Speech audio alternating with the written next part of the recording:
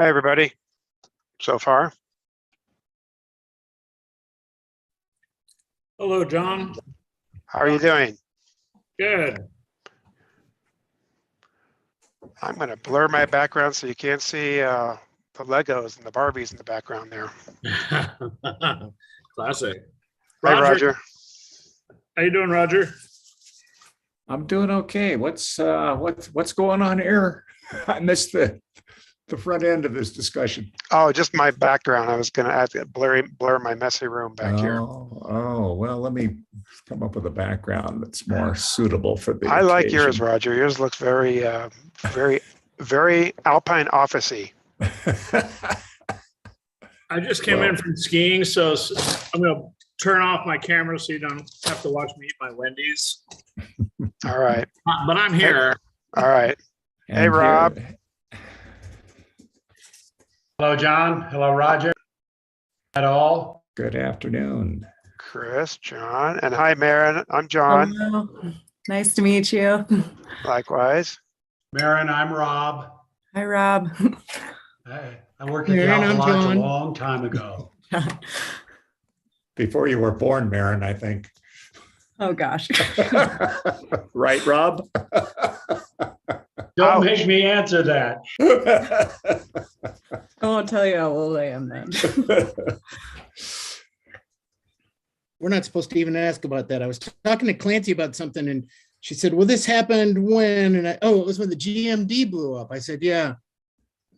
Mimi worked at the GMD when you were probably in grade school and the fire hydrant didn't work then. And she says, no, wasn't that like 1990? And I said, no, I don't think it's so. It was like 1985. And she It goes, was oh, March well, 15th, 1985. yeah. And my daughter lived in that building. So it's quite a memorable experience for our family. Yes, it was. Thank heavens it was a perfect and beautiful day. Yes. And nearly everyone was outside. Except for two. Yeah, that's right. Three. The little girl got rescued. So what do we have? We have two commissioners, two council members. Yikes. No, 3 commissioners. Wait, where's the other one? Oh, Mayor, four. Rob, Okay. and John. I'm And then we looking right have, at Rob. and then we have John and Roger. Mhm. I mean, So- his honor. I shouldn't say Roger. I should say his honor. Right. Oh, we've been instructed. Yeah. I go by Roger. Is that Roger his honor? Or just Roger. Just no, Roger. Roger. I go to these places, everybody being called mayor, and you don't know who the hell they're talking about. So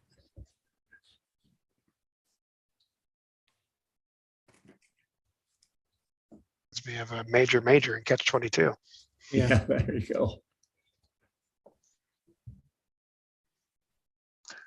Well, I had some meeting. I'm doing a fair amount of consulting for the private entities and a little bit of the public entities in the Park City side, and they had I can say this because we haven't started the meeting yet. We want to not be them in terms of our processes and our planning commissions and our things like that. Of course, they have lots of activity, but they had an administrative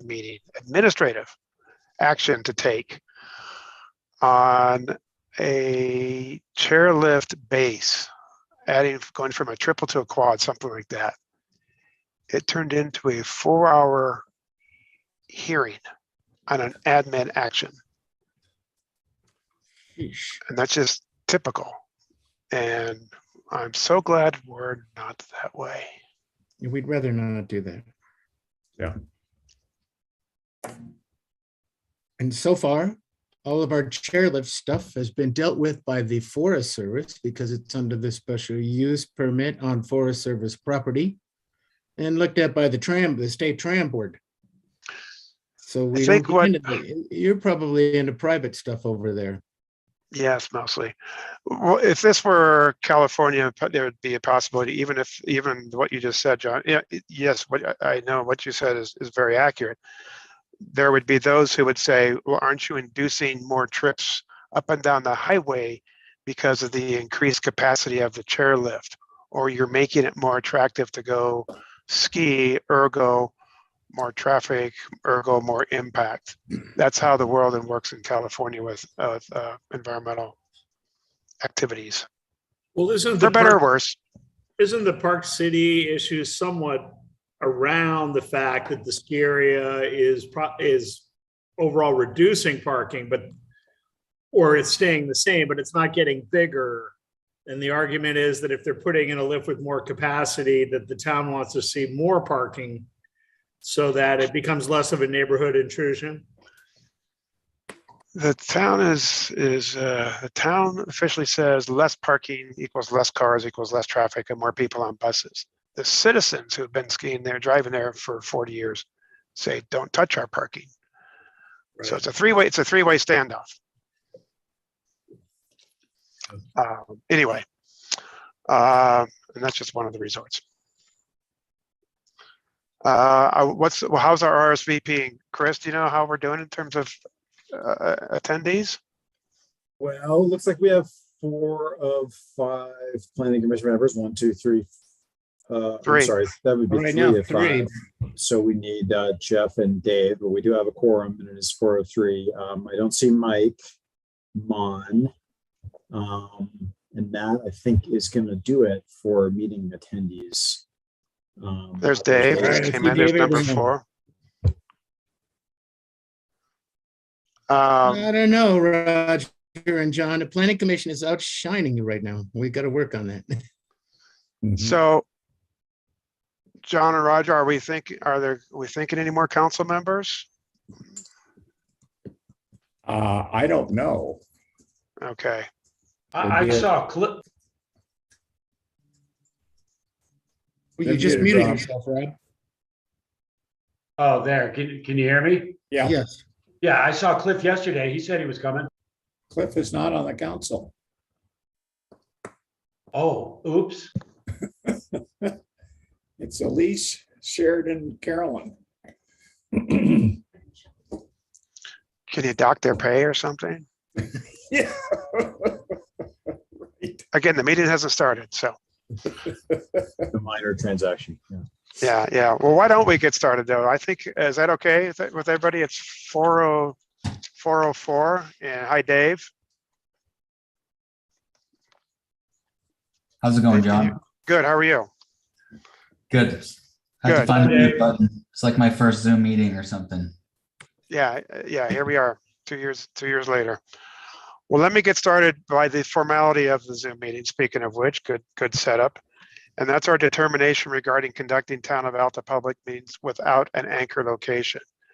And for the record, the chair, as yours truly, the chair of the Town of Alta Planning Commission hereby determines that conducting a meeting with an anchor location presents a substantial risk to the health and safety of those who may be present at the anchor location pursuant to Utah Code Section 52-4-207, parentheses 5, and Resolution 2020-R-12.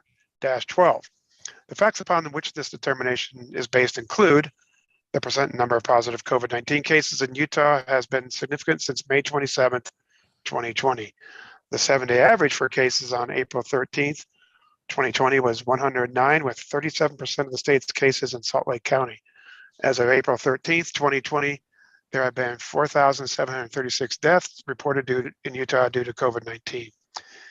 This April 26, 2022 Planning Commission meeting will not have a physical anchor location. All attendees will connect remotely. Attendees may join the webinar by registering for the meeting through the town website, or the meeting may be watched on YouTube. This determination will expire in 30 days on May 18th, 2022 by yours truly, John Nepstead, Planning Commission Chair. So we are obviously going to do this remote. We can play it by ear. When we do have a next meeting, that's the last thing on the agenda. We can talk about what's next, when next, and how that's going to look. So with that, welcome. It's been since September when we had a formal planning commission. Lots of change, lots of moving parts up there. So Congratulations, Roger, officially. And John, nice to meet you and welcome to the council. And as far as the welcome from the chair, it's been, like I said, it's been a long time since we got together. I did hear a little factoid yesterday. Is it true that we got more snow in April than January and February combined? I just heard that little tidbit yesterday. Wouldn't surprise me. And we'll hear more from Mike about how the ski operations were going. On one of my visit up there this year, I just will observe, everything just seemed like the things were just ratcheted down a few notches in terms of the oftentimes hectic, sometimes angry, or at least on edge, the edgy attitude up there in terms of crowds and congestion and all that good stuff. And it seems like, for better or worse, and I know there are tweaks that need to be adjusted, but it seems like paid reserve parking is having some effect. I know it's not always positive, but I think in the overall bigger picture, it sounds good. Felt good when I was there. Everybody just seemed to be much more mellow. And we'll see what Mike says about how things went, and see where that goes later in our agenda. Another thing that's been interesting, it's I know a lot of people are kind of watching this fairly closely, the environmental impact statement that UDOT is conducting up the canyon. I think that initially it was 13,000 comments. That has increased when they extended the comment period. I don't even know the latest numbers, but it was the most by far of any major capital project UDOT anybody has ever undertaken in the entire state. And I've been involved in some of those doozies like Legacy Parkway and things like that. This is 1/10 of the traffic, but 20 times the comments. So it's a very emotional place and very emotional project. We'll see what happens. I don't have any insights in terms of what's going to happen. But I know rumor has it there'll be some sort of announcement. All I know is was that Will Rogers? All I know what I read in the paper. So that may come out this summer as far as a decision. Our sister canyon, hi Jeff, our sister canyon in Big Hi. Cottonwood. I've been up there a few more times than I have in Little, to be honest. And I also watched the traffic dashboard. UDOT has a dashboard, real-time traffic dashboard. And then John is kind enough to give me skier days from the Forest Service every summer. And I think things are going to continue to stay very, very busy next door. It's a different canyon, different nature of it, different look and feel, a lot more residential units up there. But they both need some help. Let's put it that way. So stay tuned on the transportation side of Little Cottonwood, and maybe there'll be some action in Big Cottonwood as well. But it is great to see everybody. And it has been, I can't believe it's been since September. Chris reminded me of that yesterday. We don't have any minutes to approve today. Right now, we will have we do have I was reminded, I don't know why I thought about this at 5 in the morning, whatever, but we do need to at some point formally with Rogers. I think it's yeah, with your change, we'll call it your change of seat. We do need to appoint a vice chair. Well, we need to reappoint a chair and establish a vice chair of the Planning Commission per our rules. So let's plan on that next time we get together for sure. And John will take care of that effort. So as we wrapped up last time, and as I've talked to John and others throughout our hiatus, we thought it'd be good to, oftentimes my perspective anyway, it seems like the council and the commission are two either ships passing the night or two ships on a parallel track, but never the twain cross. And I've always thought it's good that that if we could try to get to know each other a little bit more and just we hear the names, at least I do. I don't always have a name with a face from the council, and that's probably that's not really anybody's fault. It's just the way it happens sometimes. especially with our 2-year shutdown. So that's our agenda item number 2, is that we were going to do, ideally this would be in person. We, get the names with faces and all that good stuff, but we'll do this again later when maybe we'll do a summer walkabout or something like that. But we do want to try to get to know each other a little bit better. And so again, I appreciate John, you logging in and with your late lunch. And then of course, Roger's here. So that's great. So do we want to hold this till we have more council present? I'd hate to have us all do our 5-minute elevator speech about who we are and all that background, but I'm struggling, to be honest, about the efficiency of that and the value given the council attendance right now. Does John and John or Roger, anybody, where's your head on this one? I'd be inclined to go ahead, Roger. I didn't see any RSVPs, and I don't know if there were any, but I'm not aware of other council members, Elise, Carolyn, or Sheridan intending to join. Maybe somebody else does.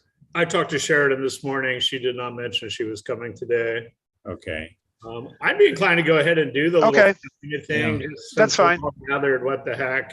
Yeah, what the heck? Okay, But, no. John, At let least me- for John Byrne and Roger, you know this, but Elise just had a baby, so she may be a little bit off schedule. And we kind of push this. Normally, we would go at 3:00, but both Sheridan and Carolyn prefer 4. So hopefully, maybe they're just off a little bit. But yeah, I agree. We should go. Okay, hey, Mike. So, And John, hello, Mike. instead, let me pick up on your idea of a summer walkabout. I think it would be good to have kind of a potluck for this combined group in flower season. Sounds say great. July. And, it would be a meeting in which there would be no discussion of business. So it would be strictly social, would not be subject to the open and public meetings restrictions. It Okay, just would be, get acquainted. sounds good. Right. I'll bring a bag of chips. You'll be assigned something, I believe. Okay, yeah. I can do chips. I think it's a great idea. That's a great idea. I'm sure there's a line item in the town budget for catering. Right. If not, the council can work on that. Yeah. I get to Um, bank all the payouts from the meetings that we miss. So yeah, we can have more than chips. Okay, great. Well, why don't we do some, I would like to keep it relatively short, just your elevator pitch for yourself, kind of your background. And let's start with John Byrne, if we don't mind. We'll do the council, then we'll go to around the horn with planning commission. As deep or as wide as you want, but yeah, just do a little little elevator pitch for us, if you don't mind. Sure. Probably most relevant to this group. Went to Dartmouth College. I had my degree in economics. I've worked in and around the ski business since I was 16. I was a ski instructor in Vermont, and except for a few short years on Wall Street, I've always been principally doing distressed real estate in ski areas, apartments, office buildings as well, but 7 hotels I've owned, 3 of which I built. And then I've also done quite a bit of master planning, land planning. I did a project in Telluride called the Sunnyside Ranch, which was a 900-acre project overlooking the town. We had just 23 home sites, won quite a few awards. I did that with Peter Jamar from Jamar Associates, a great land planner. I also wrote the Alyeska Master Association. I did their mountain master plan and the base village development plan at Alyeska. And now I'm between jobs and happy to be spending my time in Alta. And I relish and welcome the opportunity to serve the community I've lived in for almost 30 years now. And so far, being on the council has been great. And honestly, the training, it's a big learning curve. And I'm enjoying it. And it's been a pleasure to work with Roger and John Goldner. and look forward to another 3 years. Great, thank you. Yeah, it's great. And we met at a meeting one time at Lady This Knows. I think it was, what's his name from Park City was over doing that little visioning exercise for us. I remember that. Yeah, that was good. Miles, Roger? Yeah, Miles. Yeah, when that Yes. presentation that Miles gave us. That's right. Miles Raderman. Yeah. Roger, we know you from on the Planning Commission, but go ahead and take the stage for a little bit. Retired aerospace engineer, used to fly spacecraft to other planets. Pretty sticking much closer to the ground. Been the mayor for 3 months and 26 days. Lived in Alta since 2000. Used to describe myself as a full-time skier and part-time aerospace consultant, but now I seem to be a full-time mayor and a part-time anything else. I'm doing this because I love the place and I want to make sure it stays as great as it is, as it has been, and hopefully will be in the future. Thank you. Let's just, I'm going to go around somewhat of counterclockwise. Maren, new and again, welcome. And if you don't mind, a little bit. Yeah. Thank you. I'm Maren Askins, and as you all know, this is my first Planning Commission meeting. I'm the general manager at the Alta Lodge. I've been in that role for almost 4 years now. I started there 10 years ago at the front desk. Was their wedding coordinator for a long time, and then took this position. I've been living in Alta for 10 years as well. Been up at the big house on the Summer Road for 7 years. Before I came out here, I am from Maine originally. I got a degree in biology from Bowdoin College, and I got my MBA from Westminster back in 2020. Came out here to ski, still try to ski as much as I can. Probably a lot of you have seen me playing my cello around town as well. That's been awesome. I'm really honored and excited to fill this role. I'm looking forward to learning a lot and listening a lot and getting to know all of you and working with you. So thank you very much. Very good. Thank you, Maren. Jeff, you're next on my screen. Oh, great. Yeah. So Jeff Niermeyer graduated from the University of Utah a long time ago. They're actually doing my 50th high school reunion this year. So it seems not that far along, but I was in a former life, the director of the Salt Lake City Public Utilities, and spent 25 years with public utilities, and then have retired back in 2016 and joined the Planning Commission shortly thereafter in 2018. So I've been involved in a lot of the canyon issues as my role as the director of public utilities, a lot of the water right fights that have existed, ultimately familiar with those in the town, and spent a fair amount of my effort trying to preserve and protect the Wasatch canyons that serve as the water source for over 400,000 people. So was excited to be asked to join the Planning Commission, and have enjoyed my time there. And I think we've done some good things in the last little while, and look forward to continuing to provide any expertise I can for the town and as advisory to the town council. All right. Thank you, Jeff. Next, as far as commission members, I see Dave. Thanks, John. Dave Abraham, moved to Alta in 1995. Worked at the fabulous Alta Peruvian Lodge for about 10 years, and did a lot of snow plowing and all kinds of other maintenance activities over there. There was plenty to keep me busy.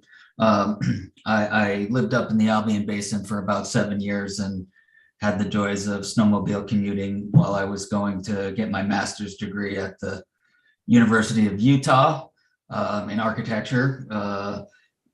Finished that in 2006, and splitting my time between Alta and Cottonwood Heights, and did a lot of commuting to the firm I work at in the Valley.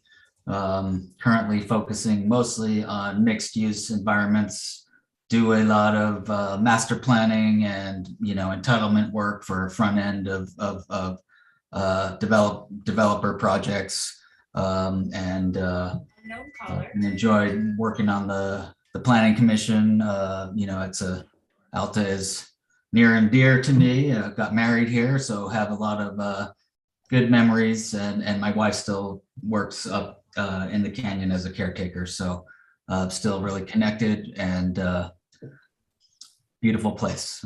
Thanks. Great. Thanks, Dave. And Rob. You're muted. Still muted, Rob. Rob Voy. I moved to Alta in 1974, chasing my girlfriend. Wow. Yeah, and I bus tables and mop the floors 4 nights a week at the Alta Lodge, and worked my way through into the dining room. Ended up in 81 at the Rustler as a general manager, and did that until 86, 87 when they built the Albion Grill, and Tim Evenden and I opened that. So I've been in the retail food business forever. I ended up in 97 going to Brighton, and I opened up a few golf courses in the Valley. How many? Now I'm fully retired, and all I do is tee it up and look forward to our planning commission meetings. Well, I'm glad we're part of your motivation, your retirement motivator in your retirement. That's good. That warms my heart. That's good. Again, I'm John Nepstad. I realized today that I landed in Utah, Salt Lake City 30 years ago, I think today, actually, or maybe it's tomorrow, but I've been in Salt Lake for 30 years. Came from the prairie like John Goldner, went to a school known for basketball called Kansas University. And I would have worn my hat today, but I didn't want to. I'm kind of over the Jayhawks victory recently. So I've been, my profession is I'm a transportation consultant, a planner by training. I moved out here to work for the Wasatch Front Regional Council. I did that about 5 years, and got to know a lot of people in the area. And then I moved to consulting, and all along I was skiing, except for the couple years when after ACL surgery from soccer, I picked up telemark skiing on a very narrow atomic arc skis that were so narrow. I fell so many times I had to get a hockey hip pad because I kept falling so much. And that's like once I figured those skis out, I think everything else was much easier. So I've been skiing up at Alta for a long, long time. I started my professional and deeper personal connection came in around 2005 or 6. I was lucky enough to be awarded a project to work with UDOT and Bob and Ano and Mongo and Liam on what to do in a potentially post artillery world in the Cottonwood Canyon. And it was a great experience, and I've been doing consulting in the canyons on a variety of projects ever since, and got to know Laura at the time, and there was an opening on the planning commission. Said, John, how about it? I said, sure. So I still ski as much as I can, not as much as probably most of the people on this call, but I do what I can. And 2 younger kids who learning to jump cliffs and scare the bejeebers out of me. And I guess I'll keep working to make sure they have insurance the rest of their until they stop doing that. So retirement's I've heard that word, Rob, but I can't get that through my head yet. So good for you. But that's a great background for everybody. So thank you. And John or Chris, I don't want to leave you guys out. if you'd love to hear a little bit about some background on how basically your tenure, if nothing else, and boy. kind of your areas of responsibilities. Oh, geez. Well, I came Sure. here a few years ago to work for Bill. A friend of mine who worked at Bryan Head and knew Bill was looking for somebody as an assistant. Bill, as in Bill Levitt, the previous mayor, the first mayor, because the first presiding official was the president of the Board of Selectmen. Anyway, I think I hung up on my friend, called Bill at the Alta Lodge, flew out here, went to a few COG meetings at 7 a.m. and other meetings, hung around with Bill for a week, and he offered me the job. And I thought, well, I'll stay here for 2 years because that's about how long he had left. Well, that's how long he had left in his tenure. And I figured, people don't get really elected for 30 and 40 years, but Bill did. So watch out, Roger and John. It could happen to you. But I got a degree in urban geography from University of Iowa in the Plains. Loved it. Worked there. My boss told me to go back and do something different to get out of the planning business. So I went and got a public administration degree, and I kind of use that every day here in Alta and plan on using it for the next, I don't know how long, but it's been it's hard to leave Alta. So I'm sticking around until we're finished doing what we want to do with Alta. Yeah. And just want we haven't had a meeting since September, but I have to say that's not bad because we did an awful lot of heavy lifting and basically revamped all of the zoning ordinances, created a new zone, did base facility zone, an Albion Basin protection overlay zone, so all the heavy lifting and upfront loading was done in the last, since like 2014. So you deserve a break. And if we have a hiatus for a little bit longer, that's still okay. What we have on the docket right now, and it's going through the stages, is dark skies. We've got Dr. Mendoza from the, he runs the dark sky minor program at the University of Utah through their planning department, planning and architecture department. We're actually doing measurements on Saturday night. We do measurements at least 3 times in different seasons in Alta to measure the light. We've done one set, we're doing another one Saturday night, and he's going through the process for us to get dark sky certification through the International Dark Sky Association. The thing that we will talk about later, and I'm not sure what exactly how we're going to address this, but we have to address it, is climate change and how that's going to affect us and how we should prepare for and how we should react to climate change in the future. We've had some fantastic winters the last few years, even though COVID has been around, but it's not going to stay like that. So we've had some great advice from Dr. Gillies and others, but we'll keep going on. We'll talk about what we need to do to get ready for the future. So Yeah. planning, public administration, chance to work it out, and here I am. And that's going to be an ongoing discussion. We're not going to focus on that today as far as climate change and things like that. We've had lots of good discussions in the past, and I think let's make that. I think that's going to be a fairly constant agenda item moving forward for discussion point. But thank you, John. I'm feeling a theme amongst many of our circles. I'm sure you say this, the same thing. Many of us came out from someplace else. A couple of years. Well, slum it out west, right? Back in the 1800s, like Teddy Roosevelt sort of thing, and we never went back. So I think there are several of us out there like that. Chris, give us a little quick background on what got you here and where you're from. Sure. So I grew up in Concord, New Hampshire. I skied at Pat's Peak growing up. Went to college at Colorado College in Colorado Springs, studied political science, finished in 2005. And my junior year of college, a member of one of the families involved in, the sort of original ownership families of Alta transferred to CC, and some friends of mine and I sort of came to understand that was a part of the background and managed to win her good graces to the extent that she invited us to her place in Alta several times to visit over spring break, or we had these 5-day breaks in between. We were on the block program at Colorado College, so we would get these breaks and came out here and stayed with Tatiana, stayed elsewhere, just sort of came to Alta as much as I could during the final 2 years of being in school in Colorado. And when I was done there, the only choice I had was to come to Alta and get a job at one of the hotels. So I worked at the Rustler Lodge for 2 winters, and then I worked at the Alta Lodge for a winter. And then in my 4th year in Alta, I became a ski patroller.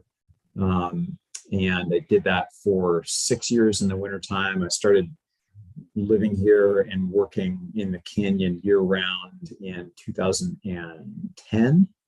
I got a job as the Bill Levitt Fellow for Friends of Alta, working downstairs here in this very building where I'm reporting from today in 2013.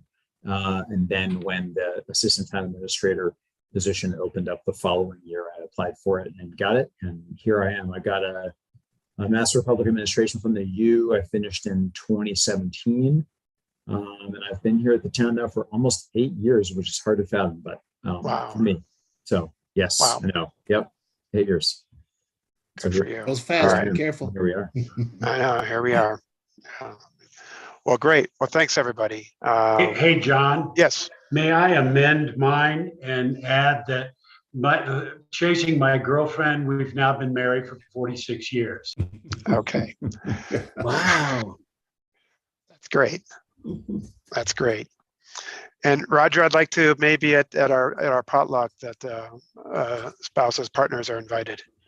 Absolutely. Yeah, family event. Wonderful, wonderful. Be careful what you offer there. I might bring my 12-year-old. So yeah, he'll behave mostly. Well, good. I think and that helped me a lot. And maybe we'll at the potluck. Maybe we'll. Roger, are you assuming council would be invited as well? Oh, yeah. Yeah. Okay, that's It's great. a more get acquainted kind of thing. Wonderful. Bingo. We'll plan on that. Agenda item 3, town issues and priorities. John Byrne, this might be a little bit new to you, but I've always been curious. I think a lot of probably other my fellow commissioners are. Are there things that we should be looking at? The Planning Commission has somewhat limited role. We need to ideally have actionable items that are related to planning. We do things such as the climate, thinking about the climate change, evacuation, fire hazard, dark skies. Those are not actionable items. They're issues of grave community importance, though. So we do have those on as agenda items. We think they're very important. That the Planning Commission is engaged with those, but ultimately there are some things that the council also has to concur with. Some of the things that we're looking at. And are there things that we should be doing more together, or I just want to open it up. And Roger, I'm sure you have some thoughts on this as well. As far as some priorities for the town as a whole, and maybe for the Planning Commission specifically. Can I throw in something quickly here? Sure. The Planning Commission was a little bit weirder before we did the zoning amendments and big updates, and the legislature changed things. The Planning Commission used to have pretty much carte blanche to do conditional use permits, like for lodges, like a whole lodge, and other things like that, which is pretty rare. Now, the Planning Commission could approve a lodge and follow the number of units and facilities inside the lodge without approval or follow-up approval by the town council as a conditional use permit.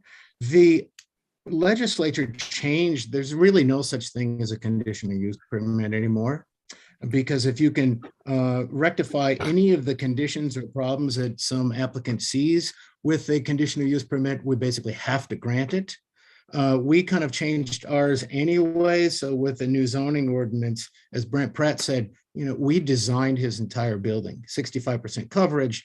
You get a certain amount of density, you get a certain amount of height, you have a certain amount of employee housing, parking, everything else, boom. So, we designed the box that he puts his house or his lodge. The only conditional use issue left over for lodges now and uses like that is setbacks. And setbacks are very, very key. And that was a big issue even in the Snow Pine. So before the legislature changed the conditional use permit process, the town's planning commission was a lot more powerful than most. Now the zoning ordinance, which was rectified or which had been passed by the town council, pretty much lays all that out, but you still have setbacks and then other smaller conditional use issues and items in various zones. So you work together, whether you knew it or not, with recommendation by the commission and approval by the council for the whole new zoning ordinance that we're now operating under. Good reminder. Good reminder. Well, that's as far as in the past. What sometimes we've done a year look ahead. What do we want to tackle? A lot of things John listed. We have accomplished. Unless I'm mistaken, there's no major pending approvals like Snow Pine a few years ago. There's nothing yet that's on our next month or on our agenda as far as any sort of development, any sort of projects like that. So meanwhile, like I said, we're working on dark skies, which I think my personal thing with dark skies, I want to take that the next step to possible ecotourism or dark skies tourism. See where the hotels, the lodges are on that. I think we did a touch base with them initially. I am curious. I think as Dr. Mendoza gets further along, I think it'd be interesting. I think we ought to touch base with the lodges and see what their thoughts are, and are they going to leverage any dark skies to the towns and to their advantage. Just one of the things I want to not forget as we move forward with dark skies. Climate change and things like that. I was in California last week with a lot of my colleagues and with my company, and evacuation planning. We've talked about that in the past. Evacuation planning in California has gotten to be a very important thing, and we all know why, as far as the very tragic and monstrous fires. Have we dodged the bullet so far here? I think the jury's out, but I think that's something we need to continue to keep in mind for those new. I think Jeff, you were with us then, but Maren and John Byrne, we did a walkabout with the fire marshals, and we looked at some houses and safe zones and things like that. There's nothing. So back to my meeting last week. A lot of my colleagues are going, is Utah or the canyons, is evacuation a thing? In other words, is there state funding or federal funding to do planning for evacuation? And unfortunately, not that I'm aware of. There might be some things from Homeland Security sort of things, maybe some one-off grants, but as far as a routine business, we don't do that here. Unfortunately, it might take something tragic for that to be a thing, but it's something I've always, again, want us to keep in the back of our mind as we go through our planning business here at Alta. I think it is important to always consider what's the natural environment around us. I heard a phrase many years ago: Mother Nature bats cleanup. Now that we're in baseball season, and it's so true in so many respects, including fire. So I think that's something we just need to keep an eye on. I'm not saying we can do much about that. I know I've talked to John and others about occasionally, should we do feasibility studies? Should we do a climate action plan? And I know budgets are tight. It takes staff. It takes money. I don't think we need to decide that today. I'm just again in the kind of the open discussion theme here, just kind of talking about some of the things we've talked about in the past that I think have not gone away. And yes, John, please. Well, I was just going to say, I do think that the new council with Roger's leadership is paying more attention to the water system. And the biggest issue with the water system is the lack of Fire protection. 2 hour minimum and fire protection. Thanks, Roger. So we are trying to focus on the water system from a fire protection point of view. And I know John and Keith are working on a project this summer, and we're in the process of drafting a 10-year plan. The most recent draft of it's on the website. So we're trying to address some of our longer term infrastructures issues, and a number of them have to do with fire protection. Okay, good to know. Good to know. Who's doing the plan? Is that staff level? How's that going? I've done most of the spreadsheeting just because I'm a budgeting freak, but Okay. then Mr. Goldner's been filling in the boxes with prioritizing the projects, and we've inflated the values that were as part of the 2014 study. It's basically trying to develop a plan to execute the outside study that was done in 2014. And the goals include not using any general fund money to do it, and moderating the rate of increase that our water users are seeing. Moderating the rate of increase of the water rate, and trying to keep it under 20% increases going forward. It's tough because we currently gross a couple $100,000 a year in water sales, and we're looking at $1.5 million or $2 million in aggregate of projects. So the rates are going to have to continue to go up, but we're hoping to bring that under 20%, closer to 10 to 15% over the next 10 years. But also because we're studying the timing and prioritizing it so that we can avoid 30% increases in the water rate, and also avoid the pitfalls of using general fund money to support a enterprise fund, which is basically problematic at best. Yes, and not good long term. So we're making good progress on that, and I actually started this week one on the sewer. Sewer is not very interesting because we don't really have any projects, but we're doing one for the sewer too, and hopefully eventually before the end of the year we'll get around to actually. I think the big thing that's new in the water plan is that we're actually projecting reserve account balances forward 10 years. And really, the town has not done a lot of projecting future balances beyond the current fiscal year. And so hopefully just that fact that, there's a number, it's in the box, it may come true, it may not, but it's our best guess today for what the balance is going to be in year 3. And so, I don't think you can make good capital allocation decisions and good long-term planning decisions without projecting how much money you're going to have in the bank 7 years from now or 8 years from now. So it's been really, interesting work so far because I like budgeting and we're all excited about it. But I think that the big step forward is that we're protecting future cash balances. We're going to do so for the sewer fund as well. And then eventually the town's own reserve accounts. And we're also talking a lot about the town being in a more sound financial position, having more of an operating reserve as well as a capital reserve, and trying to bring some longer term discipline to the management of those issues. All right, no, that's good to know, and yeah, I like the deeper dive in the spreadsheets. That's good. That's good.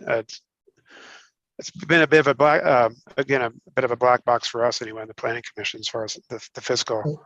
The John, fiscal you side of the guys town. Looking at state revolving loan fund for funding some of your projects, they've got a ton of money that just recently came in from the federal side. And so if you're not, you should be looking at opportunities there.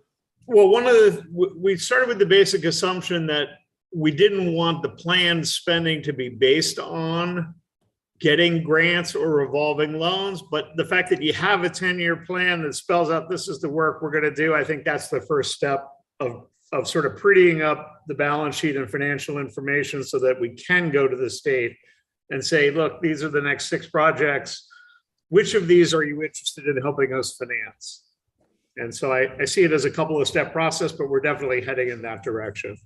Yeah, I Right, know. and it's been fantastic because we had that 2014 study done by an excellent engineer who has since passed away with a brain tumor. He really helped us from Forest Grin, but we haven't done anything with it. I mean, we've done 1.5 of the projects from that 2014 study because we haven't raised the rates and proactively looked at how to fund and finish those projects. We have a pretty simple system. It would be relatively easy to complete everything on our wish list, and then that's it. But we just haven't started it until John started his spreadsheet magic and looking into the future. We look 1 year ahead. Sorry. Well, I Jeff. know, a lot of experience with the state revolving loan fund for small communities, and a lot of those loans are at 0% interest, so can't beat the cost of that money. Well, and grants too. Some of Right. what is it? Project 60, I think was the name of the big water project that just got finished. And, it was really a combination of grants and interest-free or low-interest loans. So we're optimistic, we can fund it just based on the rate structure, and we have a significant amount of money in the bank now. But obviously, any external funding that we can bring to the table will free up monies either to slow or eliminate the rate of growth in the rate, or that we'd free up some monies to be used for other purpose. And I don't know if you see, thank you. And I don't know if you see on your screen, but we have another council member. Oh, Elise has joined us. hi, Elise. Elise and Banjo. Hi. Hi, welcome. Sorry I was late. No worries. That's great. That's great. Planning commissioners, we're, no pun intended, we're in a bit of a drought in terms of hot and heavy topics, but what, beyond what we're already kind of on a trajectory to keep discussing, anything else comes to mind that we as a planning commission should be doing, that the council should be aware of or weigh in on? Anything you can think of for the next year or so? I'm afraid to say this out loud, but I'm far enough away from everybody that I won't get hit. But, we might start thinking again about the community center in a different location. Yes. That's kind of a planning function, long-range Yes. planning function. I don't think Yes. that the commission and council can do this separately, but that'd be a fun project to look at together. And Dave has done studies, and back when Dave was conscripted labor at the beginning of his architectural career, did a fantastic plan by our water system, which was cool, but the state's not really hip on us building things on our water system. So I think that might not be the location, even though we got a little land there. But we have another location, and it'd be a fun project to work on. Yeah, that would be. That's a really good idea. I like that. And hopefully Mike's on the call, but I've my own personal passion related to the community center is try to incorporate some mobility hub, maybe a mobility hub light as part of that, but that's just my own dream. I think generally the programming, we've always had an approach to the community center planning. And I think John and I met back in, sometime before the year 2000 at a community center planning event. And John and I have been friends since. And I think one of the issues that we could have some discipline, I think you guys could really help, is the programming has generally been done with the idea of let's try to see if we can get it all in there. Let's put everything in the programming. And so it keeps resulting in us trying to build these buildings that are just way too big and are disproportionate scale wise. And there's 20,000 square feet of programming in this most recent effort that Harris led. And that's just too big a building. I think it's not even a question of can you raise the money to build it? It's could you even operate the building once you've built it? Are we really you know, you're gonna have $1 million budget, you know, at $20 a foot and 20 bucks a foot of operating costs and a 20,000 square foot building, and talking about 400 grand a year, 500 grand a year to operate the center. So I think a little more disciplined approach to the programming would really help. Personally, I think Roger and I agree on this, that having the school as part of the programming is maybe not the best idea, particularly if we're talking about on highway locations. That the school would be better off being south of the state highway.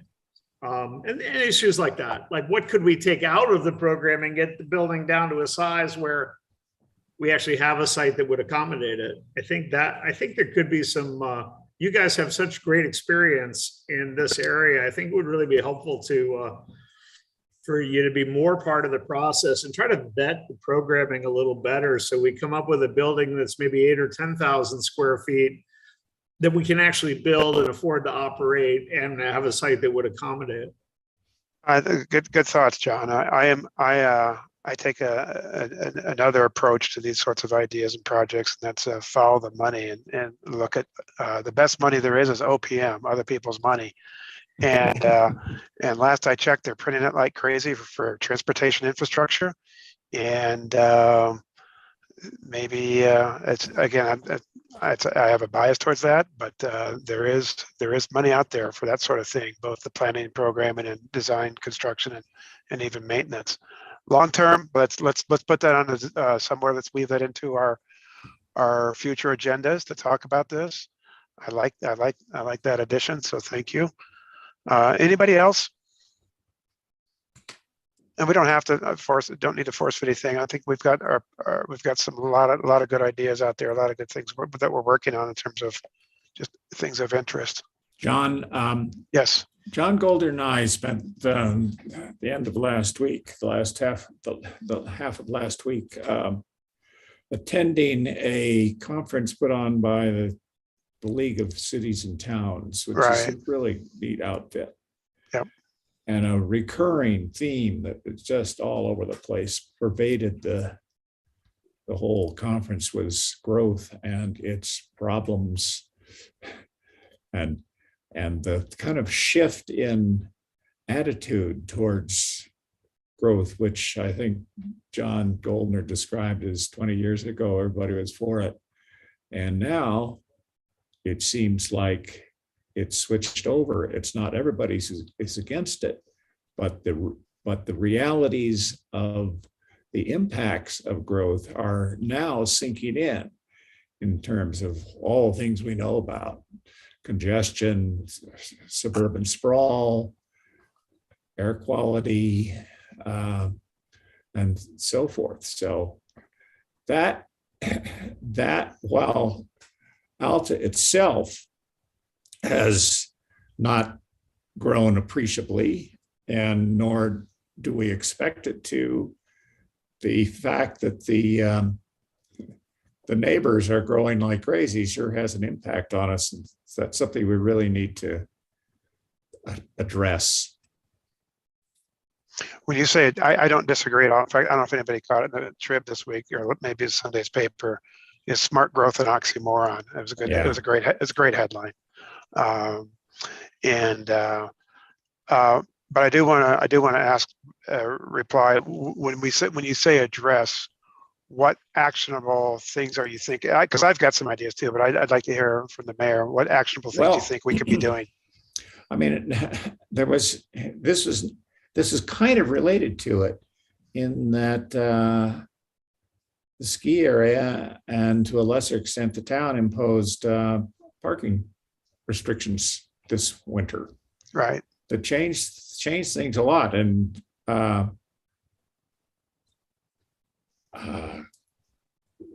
others can speak more articulately about this than I, particularly Mike Mon. But that, the fact is that we have a finite amount of land and area and ability to accommodate visitors here. And if you just keep trying to increase the number of visitors, the quality of life is, for all parties, is going to go down. In fact, I've noticed, I mean, one interesting measure is if you look at the ratio of open space to populate to open space per capita, both the numerator is going down because every time there's something put on an open space, it reduces the number of open space. And every time you add per capita, that goes up. So that ratio, which is a very gross indicator of, you might say, quality of life, is always going in the wrong direction. Yes, yes. Now, what we do about it is a different question. But if we don't at least acknowledge it and address it, it will just continue on unfettered. Right, right. I know we've talked about this a few years ago too, Rogers. The other leg of sustainability, the economic sustainability too. I know we all tend to be guilty of sustainability, meaning more toward greener and open space, things like that. But there's the economic piece of that as well.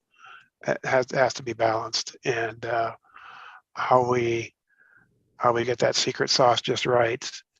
I think the paid parking, that's a good segue to getting Mike going pretty soon here. Yeah, who can also speak to the economic impacts of this season, which are absolutely, pretty absolutely. Are we ready to go to that item? I feel like we are. Item 4, Mike, are you lurking in the wings, or did we lose him? I need to move him over from the attendees list to a panelist, so it'll be just a moment. Okay.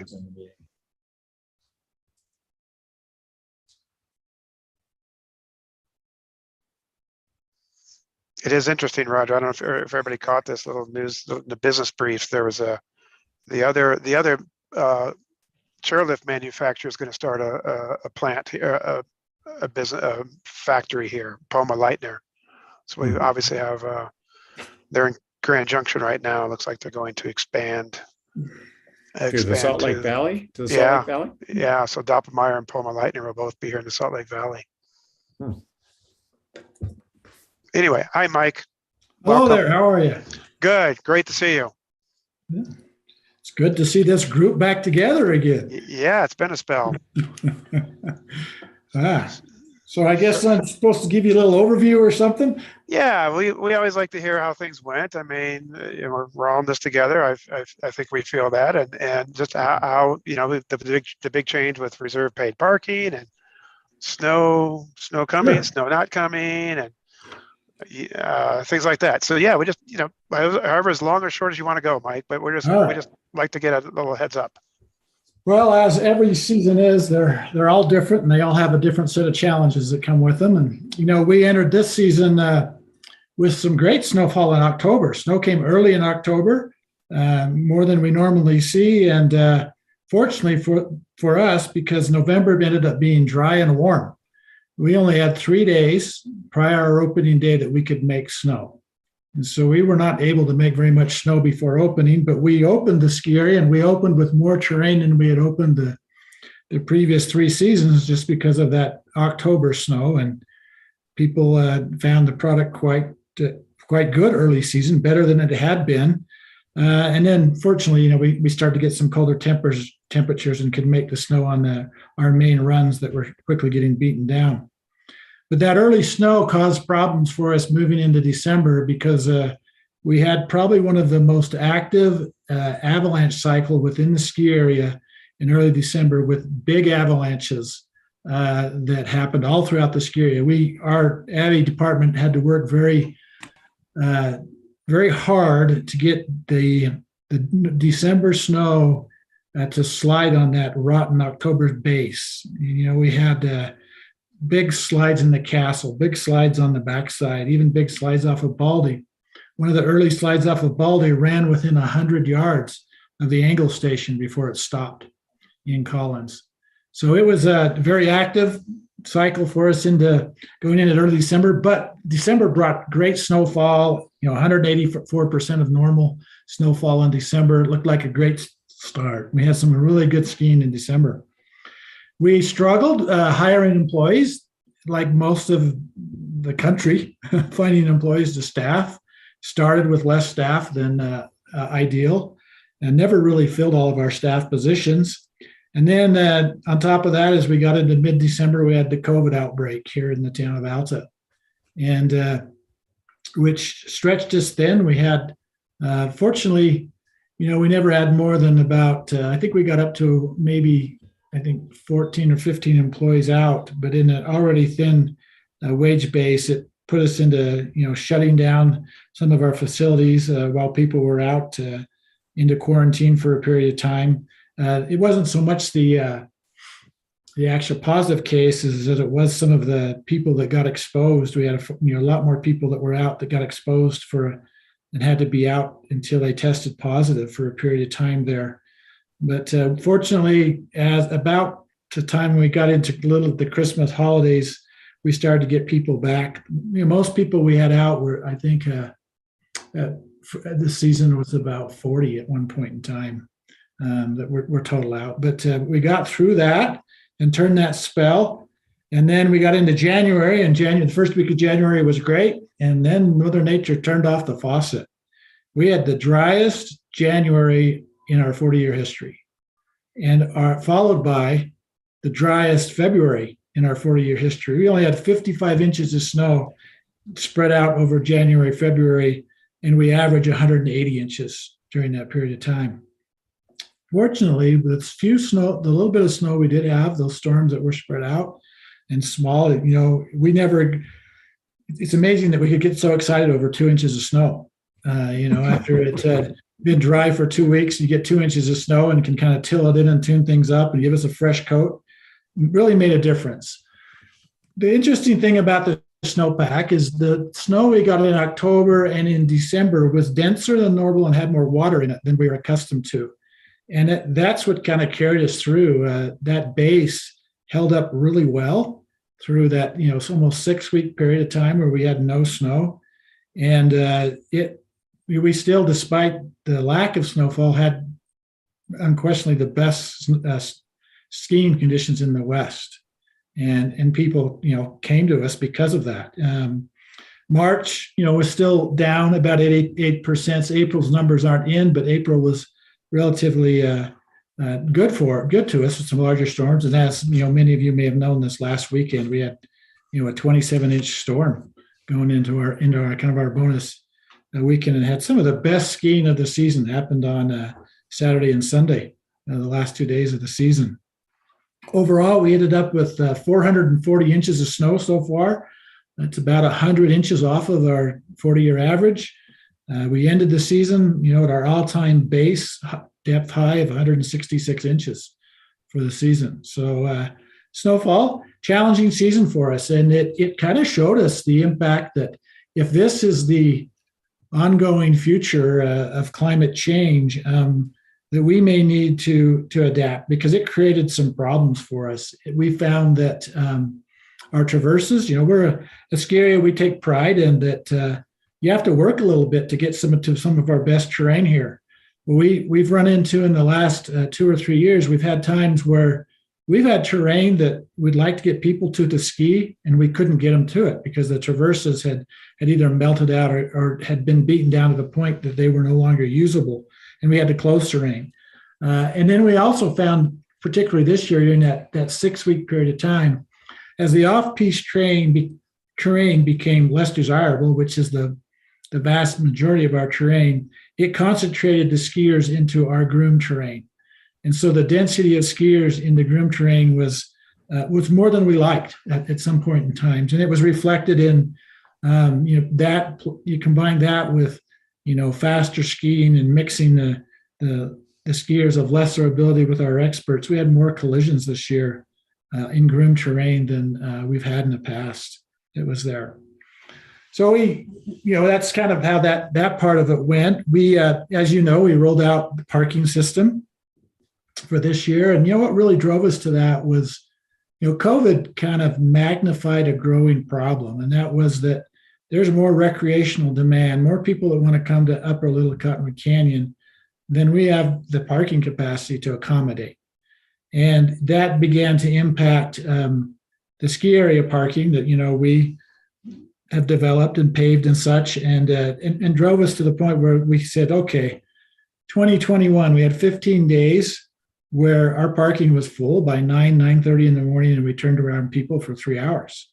You probably had another 15 days where we parked a car in every conceivable place you could park in Alta, and had more people here in the canyon than we really wanted to have during those period of times. So as we went through that, towards the tail end of last season, we go, this isn't good for us. It's not good for our employees. Our employees were struggling getting to work on time, finding parking spots. The traffic congestion early morning was just terrible. And then, the ski experience was impacted where people had bought passes and couldn't come and use them. They had season passes for their family. They have to get their kids up at 6 a.m. and wait in the parking lot for 2 hours just to secure a spot, before we opened. And then it put, all of a sudden when we got ready to open the ski area, we had 2,000, 3,000 people at the base of our lifts first thing prior opening. And, then it was an hour and a half, sometimes 2 hour wait just to get your first ski lift ride of the day. And then it just compounded.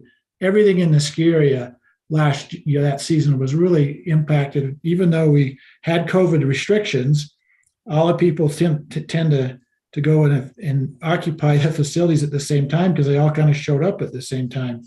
So we had these, as the season went on last year, we just had these early morning traffic parking frenzies that just aren't sustainable and not the type of experience that we'd want to have for not only our guests, but for our employees.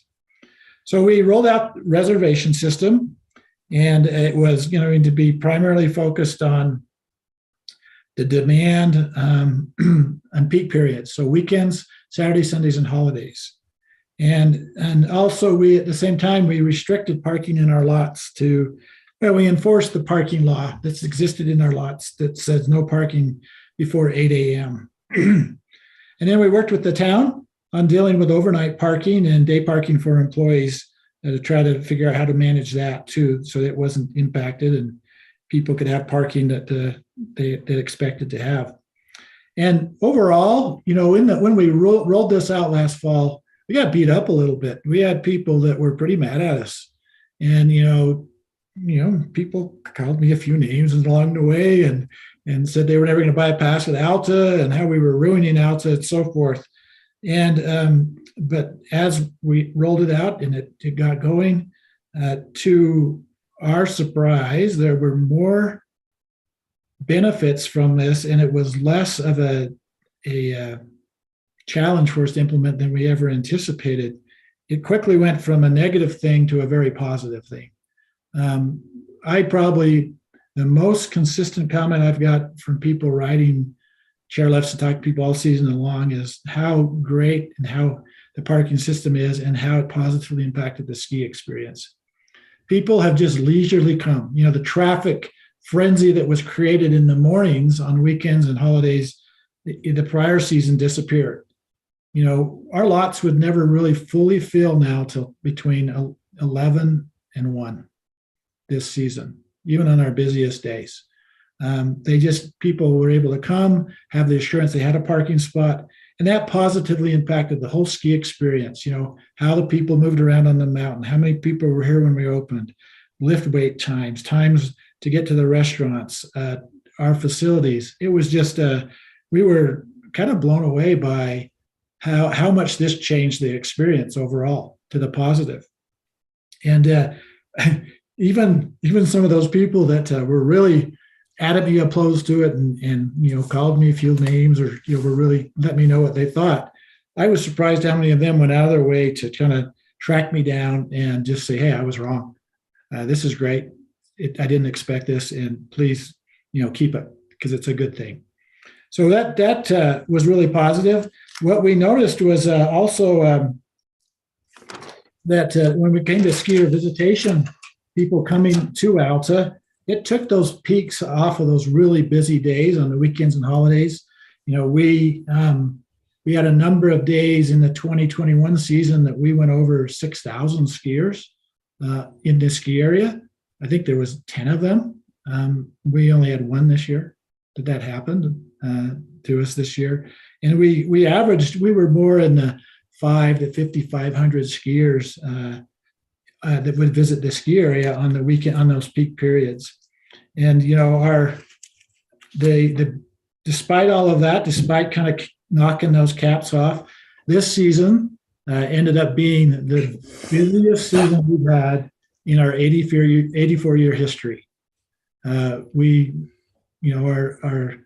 18-19 season was our third busiest in our history, and all the rest of those really busy seasons are in the late 80s and early 90s.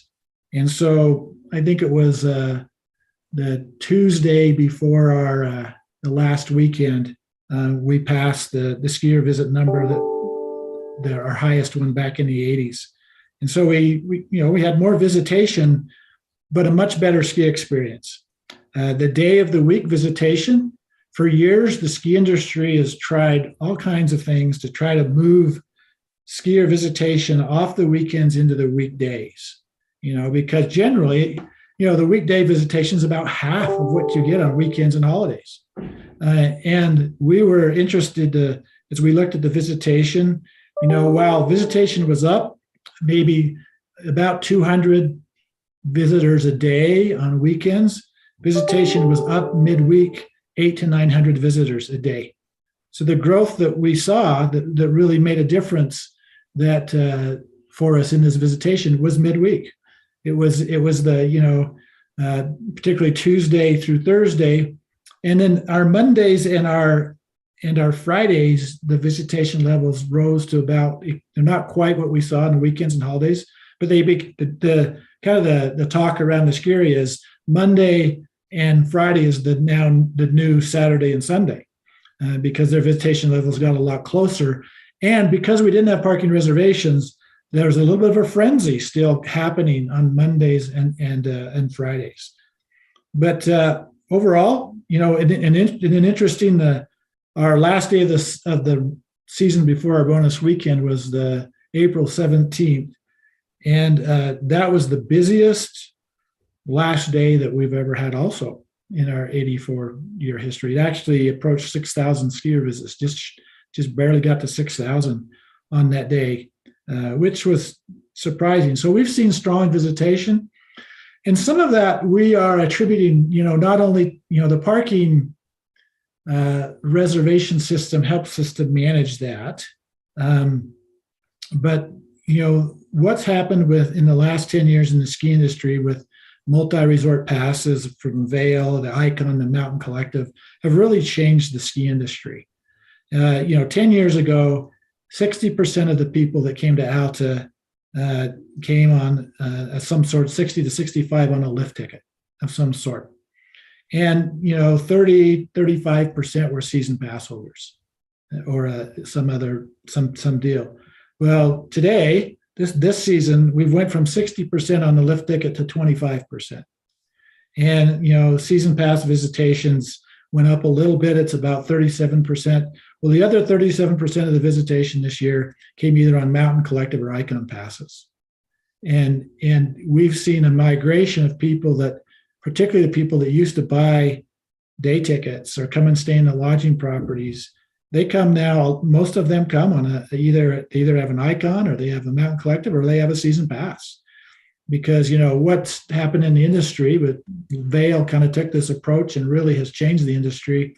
Lift ticket prices have went up significantly. They're almost double of what they were 10 years ago. Season pass prices are close to the same or less. And so their goal, and they stated this in their most recent investor report, was to get 75% of the market on a season pass product. And so they have driven that, and then the creation of Altera and Icon and the Mountain Collective have contributed to that. So we've seen this season. It used to be people would come for a ski vacation. They'd come and they stay at a place and they vacation primarily at that area. Well, now people actively plan when they come to Utah that they're going to visit all of the resorts on their pass.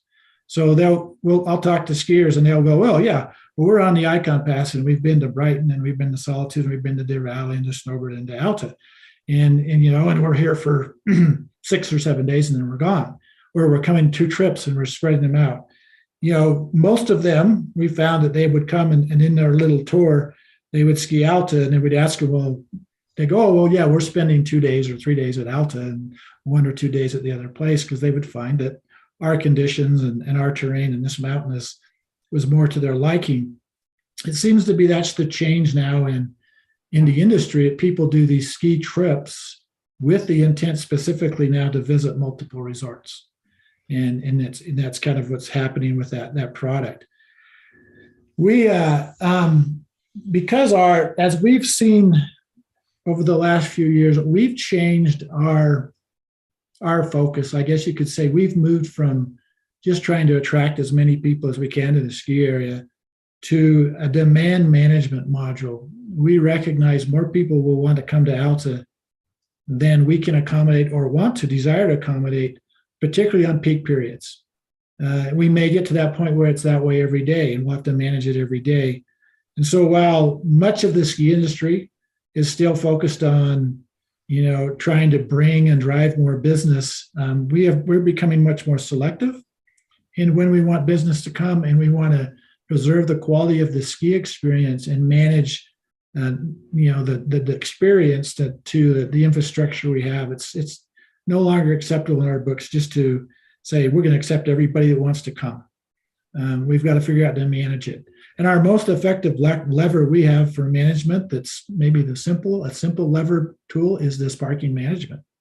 You don't have to balance out, how many people are into lodging and how many people are, coming on public transportation and other ways.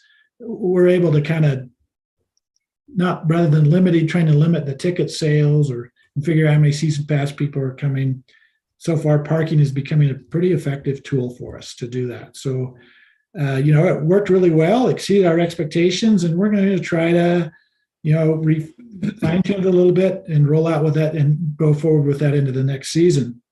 In the multi-resort pass arena, we made a change starting for next season. So one of initially, when we entered into this agreement with Altera to be an Icon partner, we actually put into our contract a too busy clause, that if we ever got to the point where visitation from that pass extended a certain limit, that we had the opportunity to get out or change the agreement. And last season, being in the Icon, they had got to the point where they were very close to the too busy clause. And so as we were able to, as we entered into some negotiation to determine whether we would stay in the product or move out, we changed the agreement. And we moved from being a destination that could be open to all Icon passes. We moved off their base pass and said, to come to Alta, you now had to have an Icon Base Plus or an Icon Premier Pass. So in the Icon market, prior up to this season, about 60% of the passes they sold in their network were the base pass, and 40% were what we'll call the Premier Pass. And so, Jackson and Aspen had moved to the Premier Pass 2 seasons ago, and we had tried to make a move with them, but Altera was unwilling to let us to make that move at that point in time. And where we had got to the point this last season where we were tripping the clause, they were in a position that they needed to move in that direction with us to keep us as a partner in their system. And so, moving with us, though, is Deer Valley. Deer Valley is also moving to that Premier tier. And then Snow Basin and Sun Valley, which had left and become Epic Pass products, are moving back into become Icon Pass products for next season.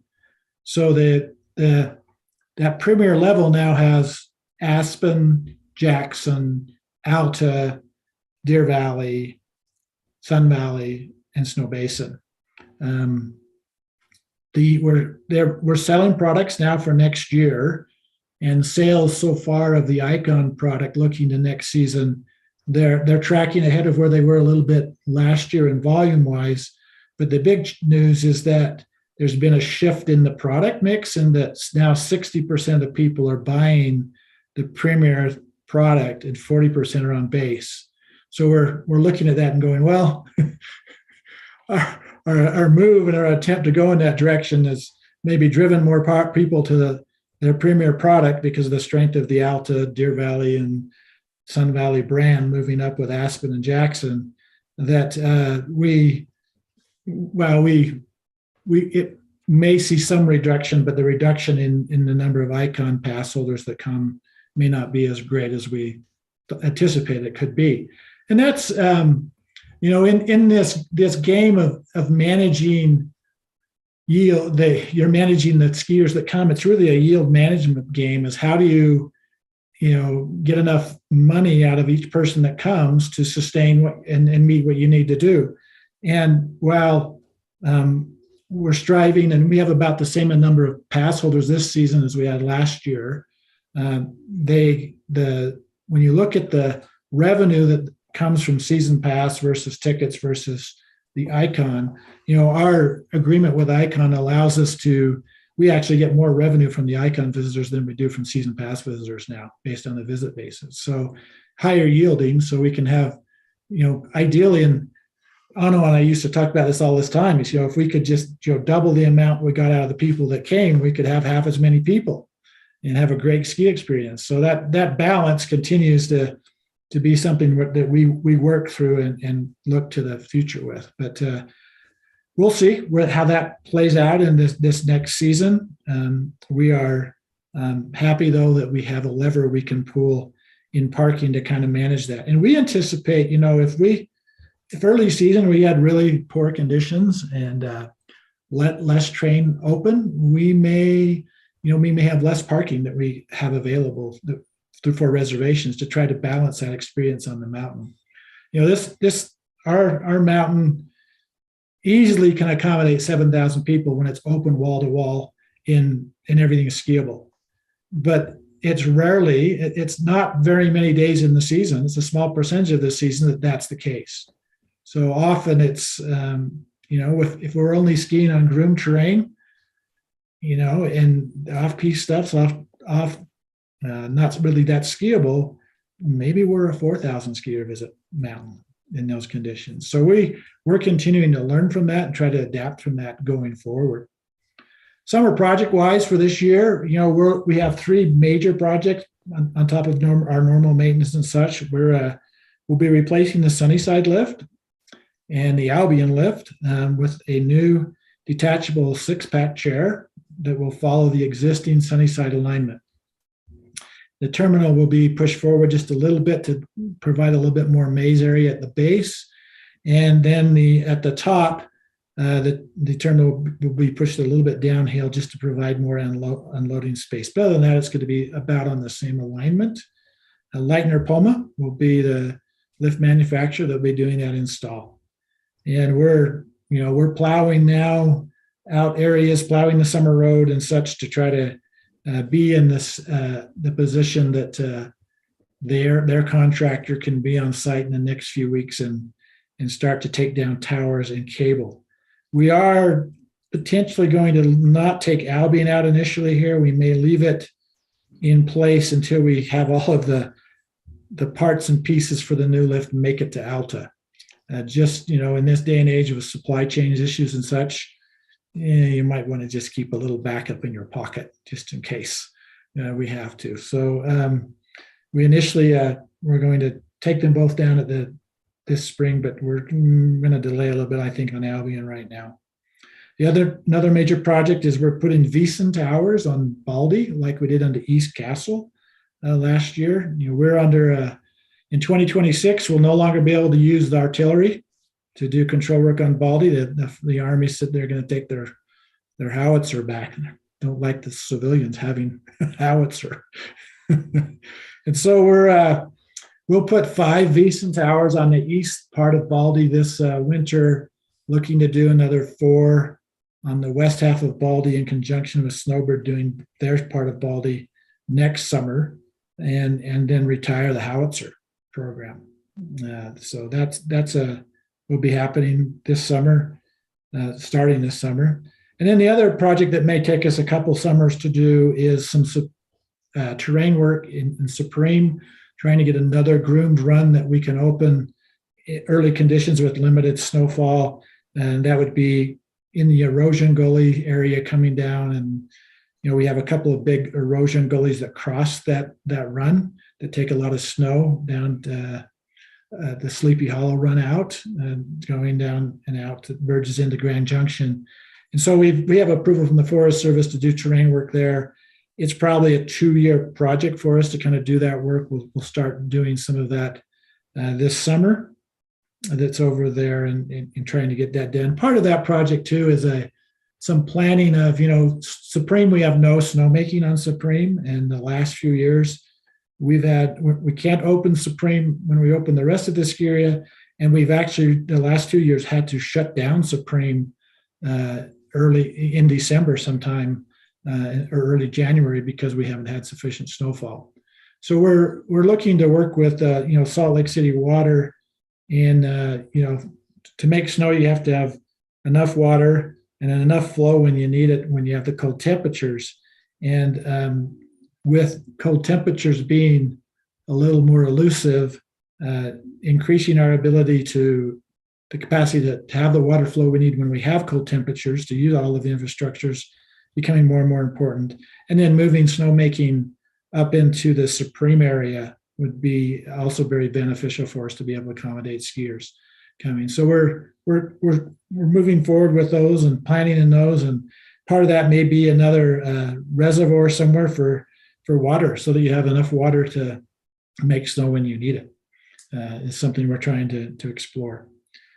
As I mentioned, we're as we look to the future, these last few years have really, demand management's an important part of what we're looking at, is how do we continue to the growth in the valley. And then also, just the fact that we've seen a lot of this year is when conditions deteriorated and we had this high dry spell, the number of people coming from Park City area to ski the Cottonwoods went up dramatically. So we got more demand. And so as everybody tells us in climate change in the short run, it's just going to put more pressure on ski areas like Alta as we lose the skiing ability in the lower elevation areas. And so we recognize we're going to have to manage that because we can't accommodate everybody that's going to want to come. And so that may lead to the down in the future sometime where we may have to have, reservations every day to manage that going forward. Climate change also is, with less snow and temps being more variety in temps and less cold temps and longer dry spells. As I mentioned, our traverses became problems, and the terrain concentration of people in the groomed runs become an issue. So we're now in some planning phases this summer and going forward to say, okay, how do we deal with this going forward? Do we need to improve, do terrain work in traverses to be able to keep them alive, with less snow conditions?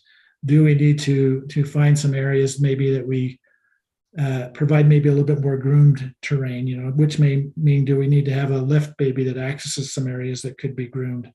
So we're kind of going through internally some planning and evaluation processes internally from us to say, how do we prepare for climate change if this is going to become the norm? We've had our snowfall in the last 3 years has been less 3 years in a row. We're hoping it changes going into the next season, ticks back up, because it is kind of erratic when you look at a 20 or a 40-year history, how that snowfall comes. I mean, the last 10 years, our average of the last 10 years is, we're down significantly compared to the last 30 years. But, depending on where you cut the pie, the 20 to 20, it doesn't look so bad. So we'll see. We've had lower than average snowfall last 3 years. We do look in our 40-year history. We have other times where we had 2 or 3 year spells where that occurred. So we're anxious for the next season, and hopefully it ticks up in the other direction. The other thing that we're looking forward is, the viability of us as a company. We're independent. We're one of, in the industry as a whole, there's been a lot of consolidation, a lot of corporatization, if you will, of ski areas. And, we're one of what we would consider world-class ski areas. We're probably one of 6 that are now independent left in the country. And so our goal is to to stay independent and keep our company strong enough that we don't get pressured into being taken over by one of these corporate giants that are out there. Fortunately, we have a very conservative board. The 32 years that I've been here, we've never had a loan with the bank. We've been able to. We always, look at what we need, plan into the future, and we save for it. And we continue to do that, and financially, and we have reserves for a bad season. Even we set aside some money so that if we had a season that was bad, we'd have some reserves to draw upon. And we're continuing down that path. We're financially we're as strong as we've ever been, and we're trying to. That's our goal, is to stay that way. Employees, staffing, it's an issue for all of us. Employee housing is a big part of that.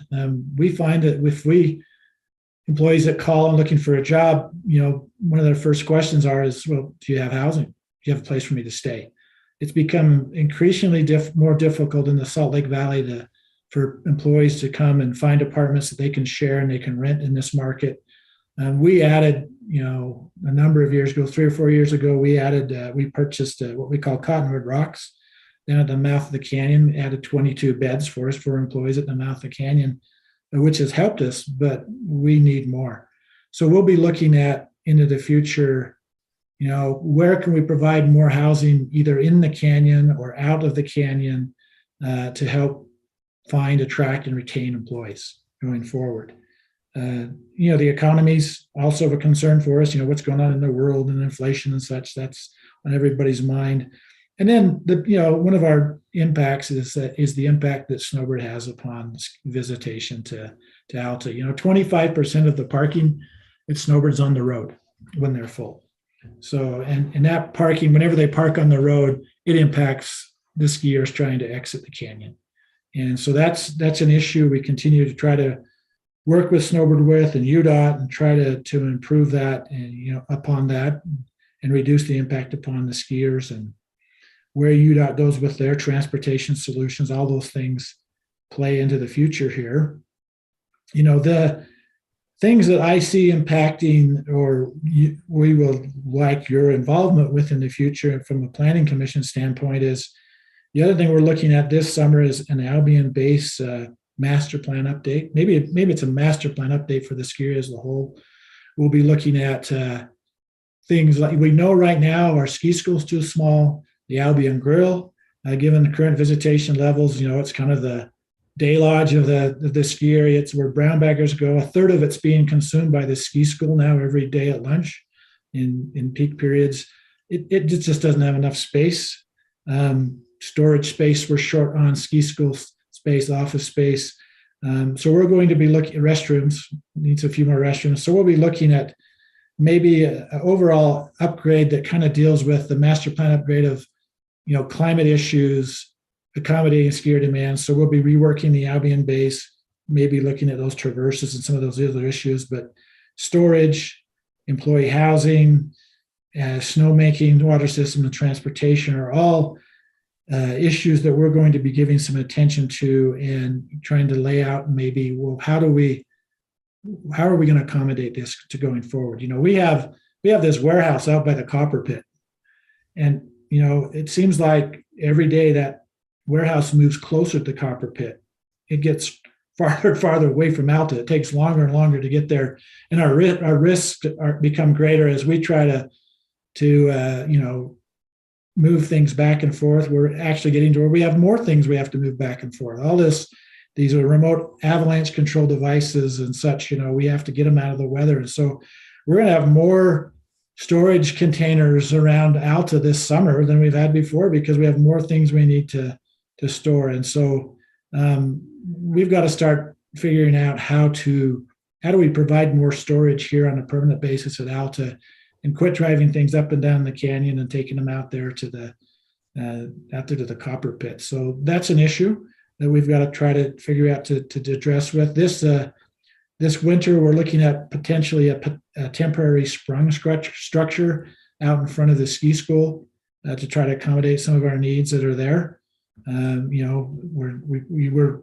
We planned on having it for this winter, but we couldn't get it installed in time, and so it didn't happen. But we're looking at bringing that back and kind of getting that in place and working with Sprung to potentially have that to accommodate some of our needs. But so kind of in a nutshell, that's kind of a summary. Do you have any questions or anything I can try to answer for you? That was great, Mike. Thank you. That's a lot to for us to digest. That's a lot.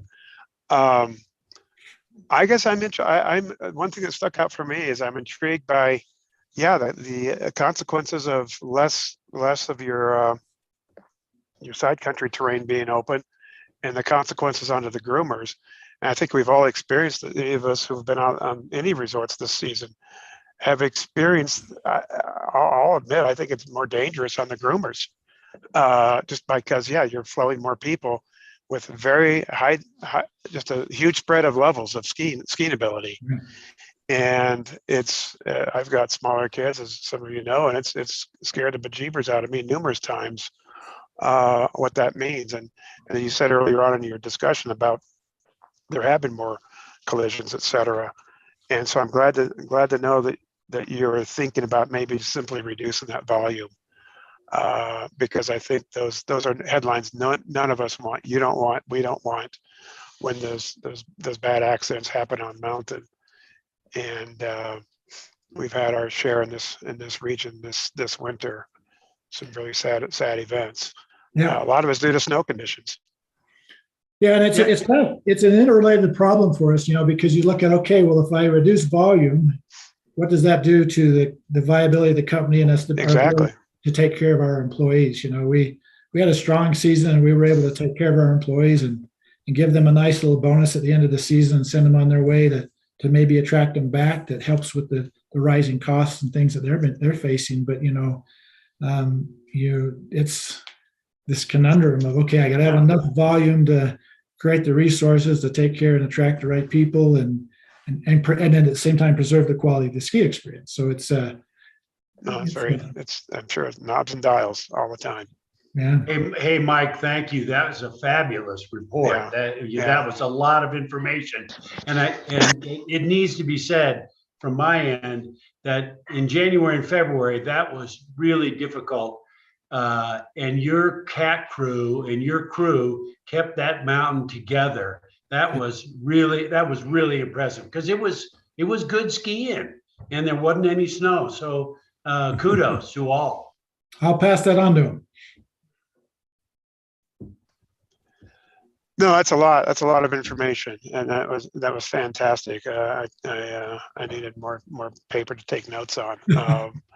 But we're seeing that, in just it's that demand management. That's fascinating to hear about, and you're right. Many resorts are still doing trying to attract more and get their skier days up, while some realize that enough's enough.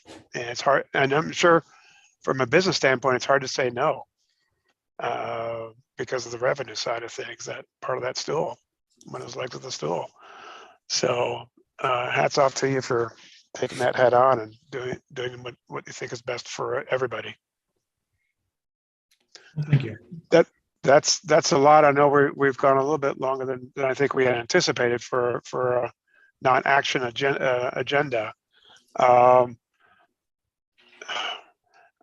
Again, fascinating report, and thank you. We'll make this I think we've tried to do this on an annual basis, and thanks for the update on summer projects.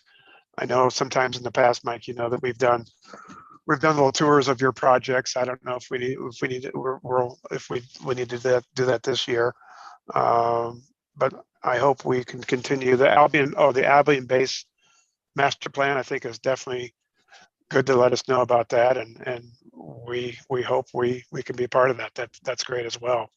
I probably will at some point in time, I would like to come and probably have a meeting on one of your meetings and just talk about, what we think after we've had a chance to figure out what we think we need and what our ideas are, to see how they fit into, maybe you've provided some direction and some things on how we best accommodate them in compliance with kind of, the ordinances and plans within the town of Alta. Sure. I think that'd be very, you think you're gonna kick that initiative off this summer? Or have you already started? Yeah, we've kind of started the discussion internally. We're kind of, the point we're at right now is more of identifying, if we need more space, how much do we need? What is the purpose of it? How would it be used? Where is it best to be served? And then based upon our knowledge and understanding of the limitations and we have with the Forest Service and others and wetlands and all those things, where does it make the most sense to make these changes? And it's best for the skiers, best for the company, best for the environment, and best for our employees. And as we identify and put that together, then we would want to kind of come up with some ideas that we might float by you before we take them to architects or designers and those type of things. Okay, so kind of a programming level. Yeah, that's kind of where we're at right now. Okay, great. Folks, if you don't mind, I'd like to move on to our next meeting. I know maybe some of you want to keep engaging with Mike, but I personally have to go. But if you want to maybe reach out to Mike independently now that things are winding down. But I know Mike, it doesn't make life slower for Mike by any stretch. But thanks again. Fascinating. Yeah, you're welcome. Thanks, Mike. Great go ahead, Jeff. Go ahead. I was just thanking Mike. It was a great report. Yeah. And Jeff, sometime I'd like to maybe bend your ear and your ideas on, how can we, we need to figure out how to reservoir more water. And I have a wide variety of ideas that might just be crazy off the wall ideas that I'd like to bounce off of someone with your expertise and knowledge. Yeah, sure. And I know there's been several alternatives that I talked with Anno about, so a long time ago. Good. Next meeting and what we want to talk about. John and Chris and Roger, everybody. Again, nothing pressing. Is Dr. Mendoza, is there a scheduled touch base with us? Is that in the summer? Is that just ongoing? Is there any actionable items out there in the next couple of months? Nothing actionable with Daniel. I was thinking we could maybe, if we talk about the climate change and possible climate action plan or what we're going to do to react for the future, I was thinking about maybe if we could get Dr. Gillies back in and talk to Mike Mon about, we love Mike now that he's here. Now that you're listening to this, it's like, we want you at every meeting. Yeah. So yeah. We can talk about maybe Mike and Dave Fields, talk about what we're looking at for the future. But I'm just kind of paddling around here. I'm not sure what we're going to do. As you said, we don't really have any actionable items. We've done a lot of work in the recent past. The thing that's hanging over our heads right now is what are we going to do about climate change? Okay. Well, I'm going to propose we skip May. Let's skip mud season, and let's target June, pending people's vacations and things like that. It might be a good time, Roger, for maybe we can combine it with the potluck or whatever, or the outdoor get together. Maybe a late June time frame. Yeah, in the normal sequence of things, this would be June 28th, fourth Tuesday of the month, and I think that would be plenty good time. I think we should let's tentatively plan that. Tentatively put on that, yeah, in pencil, not written, not chiseled in stone, as we always do. That works for me. All right, let's pencil that in. Okay, I'll go big. Chips and some soda. I can't do the ice. I'm not doing the ice. Somebody's got to do the ice. No. So let's plan on the 28th. I think we'll have somebody else organize the. I think so. I think that's good. Yeah. We'll put a little sign-up sheet in the library or something.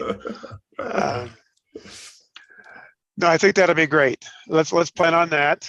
Mike, of course, you'd be more than welcome. We're thinking about joint planning commission, city council, family sort of get together on a Social event. flat social event on a flat surface somewhere. So let's do that. Is there anything else? Or shall we well, adjourn? Oh, go ahead, Roger. One thing is, Elise joined late and didn't really get to introduce herself like everybody Oh, else okay. did. True. And so I think that would be appropriate. Absolutely. I'm not sure Wait, what to say. Yeah, at least we did like 3 to 5 minute elevator pitches about ourselves. Oh, okay. Well, I was on the planning commission, I don't know, like 6 or 8 years ago, 7 years ago, maybe. And then been on the town council since then. I work at the ski area in accounting, just kind of transitioning to more payroll HR now. And I live in employee housing up the hill in the mine cabin under the Wildcat lift. And I just had a baby, so she's 9 weeks old. Congratulations. and she's crying. Oh, there she is. Wow. Thank you. Well Wow. trained. And that's about it. All right. Before we Go leave, ahead. Maren, could you give me a call after this is over? 742-9800. Thanks. And for Maren, who is new, not all of our meetings are like this. I just have a hard time putting something together if we don't have anything with our gun to our heads. We're really good when we have that kind of action. But it's nice to talk with Mike and the council so that we know who each other are. And before, it doesn't have to be June. If you have anything you want to talk about or that you think that we should address, and Mike, if there's something that you want us to look at, just call me and we'll deal with it. Yeah, we've got Great, thank you. we're very agenda friendly right now. So yes, whatever we can do. With that, I'm going to propose we adjourn the meeting. Is there anyone who would like to make that motion? I'll make the motion. We adjourn the meeting. Thank you. Is there a second? I will second. Thank you, Rob. All those in favor? Aye. Aye. Bye. All right. Hey, thank you, everybody. And we'll see you in June, if not before. All right.